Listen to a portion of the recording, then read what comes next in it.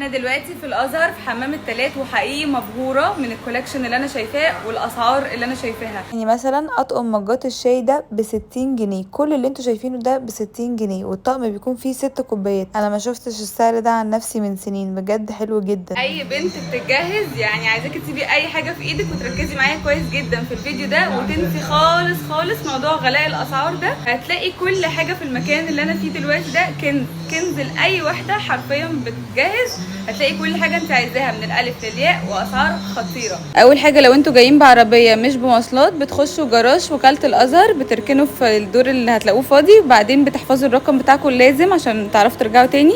ممكن تنزلوا بالاسانسير، بس انا عشان عندي فوبيا من الاسانسير طبعا نزلت على رجلي. بنمشي دقيقتين كده لحد ما نلاقي رجب العطار، هتلاقوه قدامكم. وبعدين هندخل الدخله بتاعت حمام التلات اللي هي على الناصيه بتاعتها فارس، واول ما هتلاقوا اليافطه بتاعت سنتر التقوى بتدخلوا من عندها، بس تمشوا دقيقه كده هتلاقوها على ايديكم الشمال على طول. هو دورين وفي كل حاجه هتحتاجوها هتلاقيها جوه. عايزاكم اما تيجوا ان شاء الله ما تفوتوش اي حته في المعرض، يعني من اول ما هتدخلوا كده في الدور الارضي بصوا بصه وركزوا في كل حاجه، هتلاقوا كولكشن حلو جدا. وبعدين بقى تطلعوا الدور التاني. الدور التاني تقدروا تطلعوه باسانسير، بس انا برضو عشان جبانه هطلع على السلم. خليني افرجكم اول حاجه على الصيني لاني منبهره بيه جدا. هتلاقوا عندهم كل الاسعار بدايه من 4.5 لحد بقى وانتوا طالعين خالص. عندهم كل الخامات وعندهم كل الاسعار وكل الاذواق، يعني مستحيل ذوقك ما يبقاش موجود، يعني هم راضيين جميع الاذواق. وعندهم المصري وعندهم المستورد. الطقم ده عجبني جدا، منبهره بيه، وقلت اصور لكم كل حاجه، بس يعني المكان كبير فطبعا مش عارفه اصور لكم كل حاجه، لازم تيجوا انتوا بنفسكم تتفرجوا. الحته دي بقى عجباني جدا، دي برضو اطقم صيني بس زي ما انتوا شايفين كده ملونه، وانا الحاجات دي بحبها قوي قوي قوي.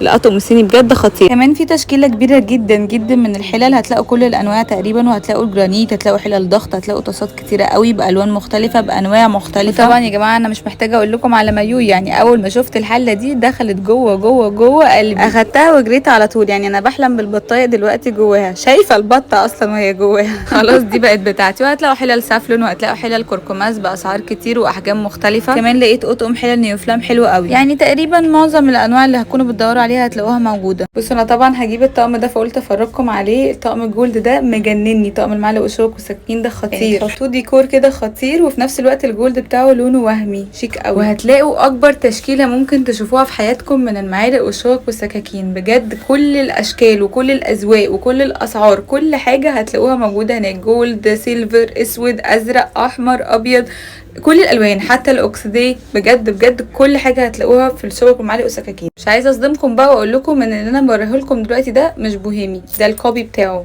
واسعاره بتبتدي من 700 800 900 وانتوا طالعين. تقيل واشكاله حلوه ومستحيل تفرقوه عن البوهيمي. ندخل بقى على الاطقم البوهيمي الخطيره دي، بيكون عباره عن 6 كاسات وقاروره خطيره كده بتبقى في النص. برده في تشكيله كبيره جدا جدا جدا من البوهيمي، بس انا حاولت اصور لكم اكتر حاجات عجبتني قوي، وكل واحده بتبقى معاها القاروره بتاعتها.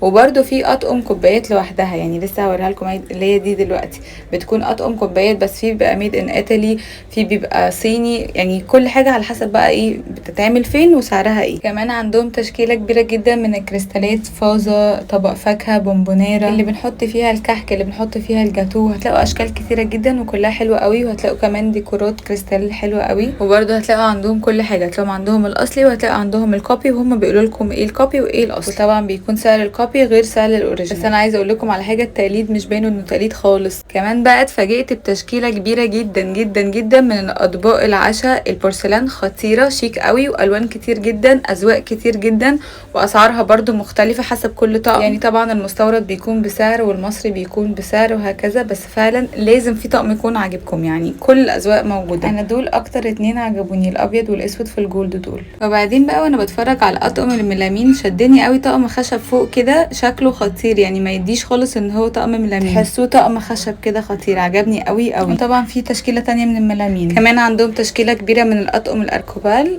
انا عايزه اقول لكم ان طقم السمكه ده مجنني، مش قادره والله العظيم يا جماعه، مش مبالغه. انا عمري ما شفت اسعار بقى منتجات الخشب دي بالاسعار اللي هنا دي، بجد كل حاجه خشب هتحتاجوها هتلاقوها موجوده، واسعارها خطيره. يعني انا بجد مصدقتش نفسي.